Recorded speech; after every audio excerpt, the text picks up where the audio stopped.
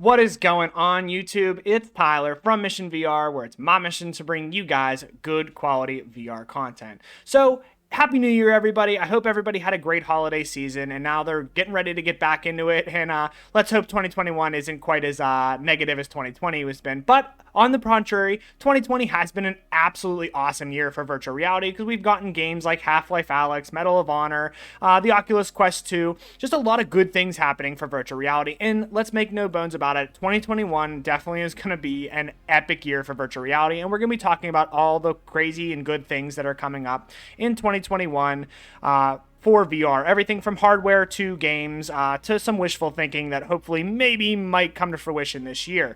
That being said, this intro is going to be a little bit longer. I got some community things that I got to get accomplished. So if you are not interested in any of the community stuff at all, you can go ahead and skip to the hardware section of the video, which is going to be the first section, and the timestamp will be down in the description. Now, moving on to the community side of things.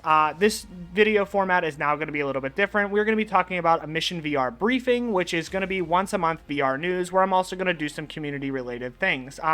First and foremost, we're going to have a meme of the month, which is posted in our Discord server. So if you have not joined the Mission VR Discord, head down to the description, join the Mission VR Discord, and check out the meme channel, drop some memes of your own, and then we are going to be voting on once a month about 4 memes. Usually I'll put up a poll and we're going to vote on the meme of the month, and I will display that in this video, which is going to be on the screen right now. Yes, we've all been there. We've all been playing a melee combat game. And let's face it, it's more than likely a melee combat game that you were playing and you slapped your controller off of something in your room. Whether it's a fan, which happens to me quite often. I hit my fan a lot. I'm actually planning on removing it because it's only a matter of time before it comes crumbling down on top of me. But I've also slapped my controller off my desk. I've also hit it off of a dresser before I moved dressers out of my VR play space, and it's never a good time. So an awesome meme gave me a good laugh on that one.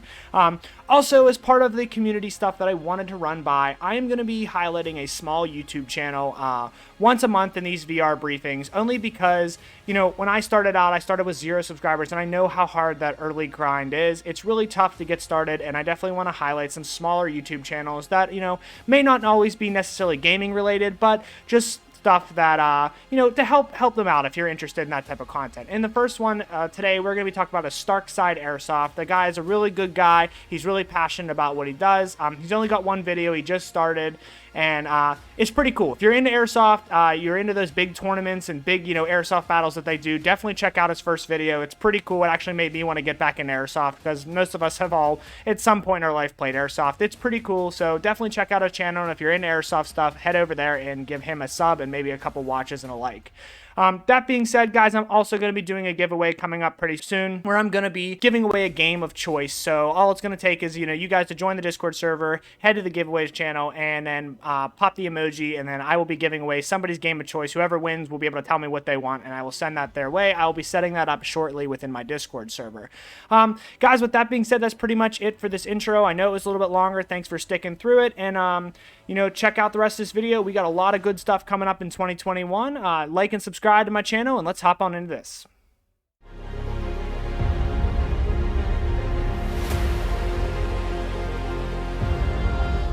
Alright guys, and with our first section here, we're going to be talking about hardware that is upcoming in 2021 and some good and positive things going for it. Obviously, with 2020, we got the Oculus Quest 2, which is a pretty awesome headset and has some really nice features that I think is going to continue to push the boundaries of virtual reality forward. And 2021 is looking like it's going to have a couple headsets that are also going to do that.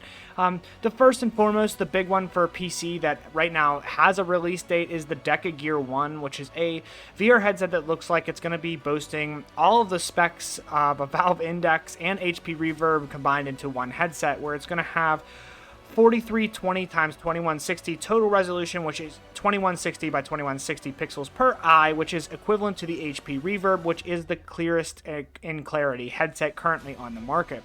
This headset's also going to offer 6 degrees of freedom tracking, and the controllers are going to be similar to Valve Index's finger tracking controller, so you're going to actually be able to grab objects in the world.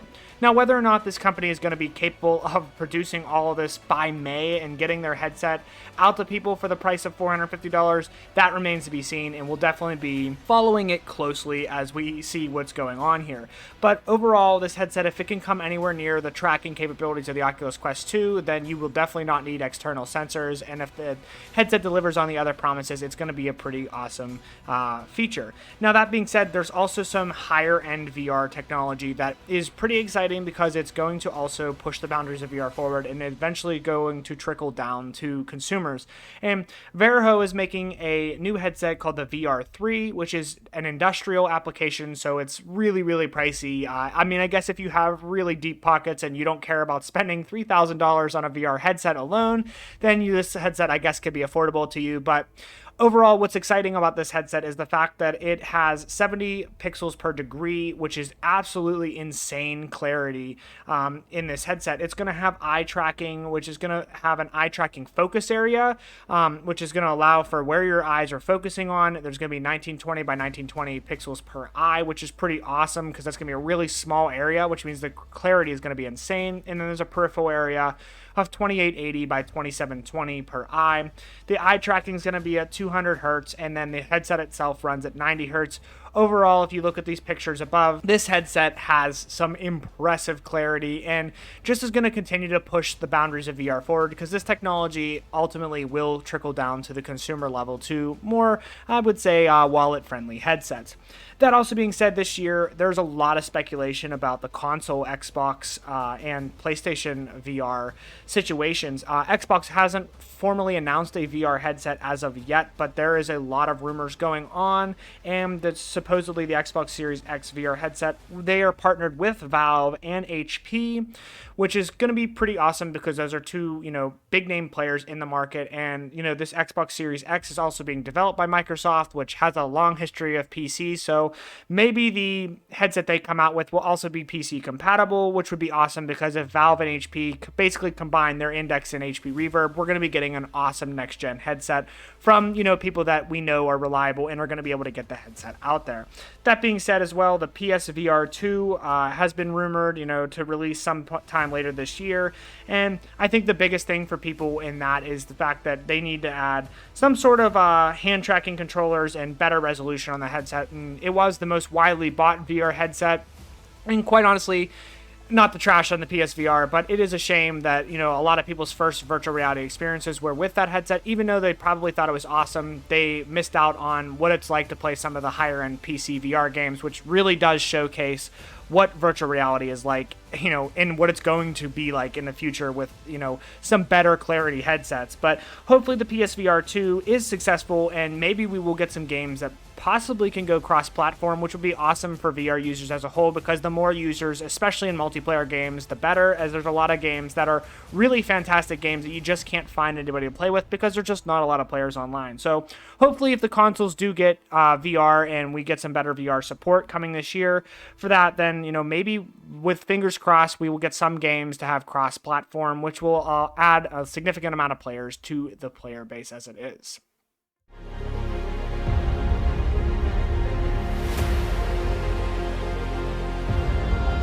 All right, with our next section here, we have games, and this isn't going to be a super long section or, 30 or 40 VR games that are coming. There's a lot of games that are announced, but I'm just going to talk about a couple games that are really, pretty exciting up to this point. And obviously, as we know with games can be announced and then released several weeks later. So I would definitely not expect this to be the only games coming out in 2021 for VR. I'm sure we're going to get some absolutely fantastic titles, similar to Half-Life Alyx in this year. We've had so many great titles that released in 2020, and these are just the games that so far look like they're going to be pretty hot commodities, starting out here in 2021. And the first one we have is After the Fall, which is a zombie shooter inspired by, really Arizona Sunshine. It's made by the people from Arizona Sunshine, and it looks pretty awesome. You're talking about a zombie co-op shooter in an open world with live events after you beat the story. There's going to be crafting, large boss fights, just a lot of things that look like kind of almost like a VR MMO survival game. It definitely has some of that vibe going to it, and if the gameplay looks anything like the trailer, this game's going to be pretty awesome.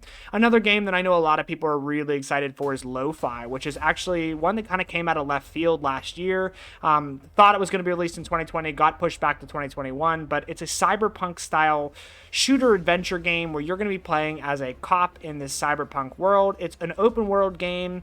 You're going to be able to get companions, upgrade weapons, do a lot of different things in this world. And the one thing that I'm hoping, there is a lot to do in this game. They say there's a lot to do in this game, but it's a blaze your own trail type of game. There's no formal story, so you're going to kind of have to make it up as you go, which to some people is amazing and to others not so much. So it'll be interesting to see how this game handles that. Also, we have games like Sniper Elite coming out, which is going to be a World War II story shooter, which is pretty exciting because Medal of Honor was pretty good despite everybody, trashing on it right out of the gate. If they would have given the game a chance, the game was absolutely amazing. I'm definitely craving another World War II story experience, and this game's going to have open levels, lots of guns, a good campaign, and it's from the Sniper Elite guys who have always put together a pretty good outfit.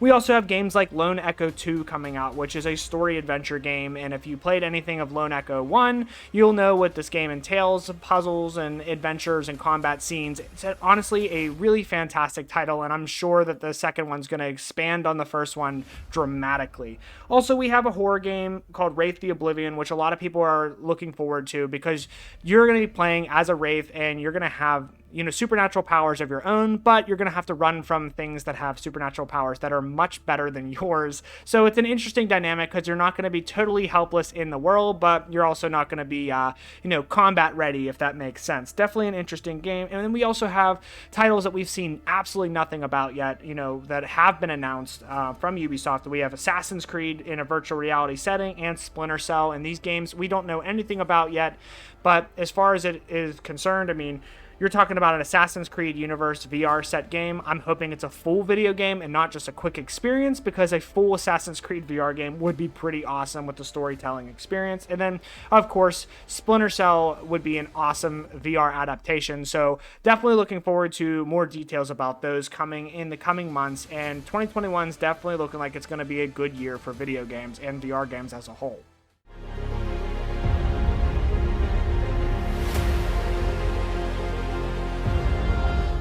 Okay, and with our last section here, we have our VR hopefuls, or things that we really have some wishful thinking for going forward and would love to see, some sort of news about, or, maybe better consumer versions in 2021. But I will start with something that is released and is going to be further expanded upon hopefully this year, and that is NVIDIA's VR SS setting, which is VR super sampling. And so far what this technology does basically is it renders the games into, the area where you're looking, the center of the screen is going to be higher resolution than the outskirts of the screen. And so far you could see on screen it's showcasing Boneworks, as Boneworks is capable of doing this.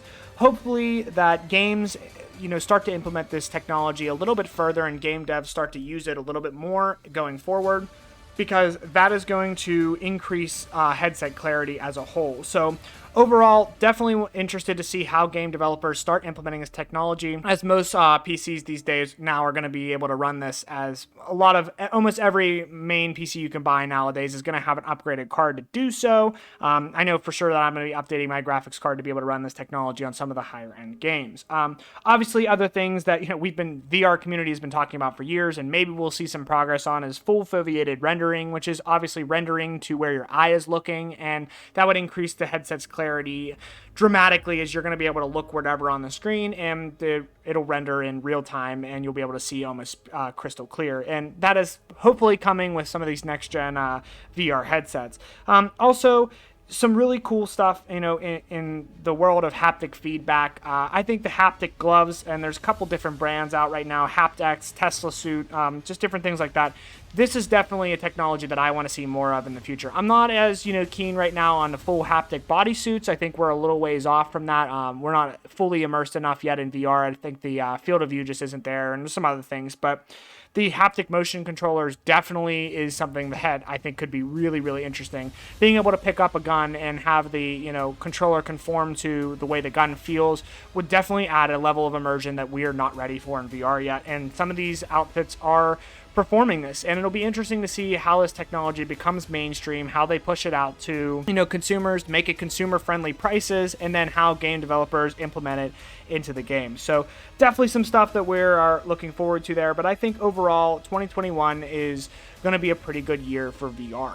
Well, guys, that is it for this video. I hope you found some useful information in here, whether it's, you know, a name of a VR headset you haven't heard of before, or just, you know, you're interested in some VR games coming in 2021, some hardware-related news, different things and where we're at with that. I hope you have found it helpful, and if you guys haven't already, drop a like on this video and subscribe to my channel. I'm going to be doing these briefings once a month to bring you guys VR news. I also do a ton of other VR content, from top 10 lists to VR trailers to all kinds of different things, and I'm actually going to be dropping a VR trailer probably next, which is going to be pretty cool. A little short trailer just to get everybody hyped about virtual reality, and that's kind of what I'm going to be working on here over the next couple weeks. So if you guys haven't, hit that like button, subscribe, and I will see you guys in the next one.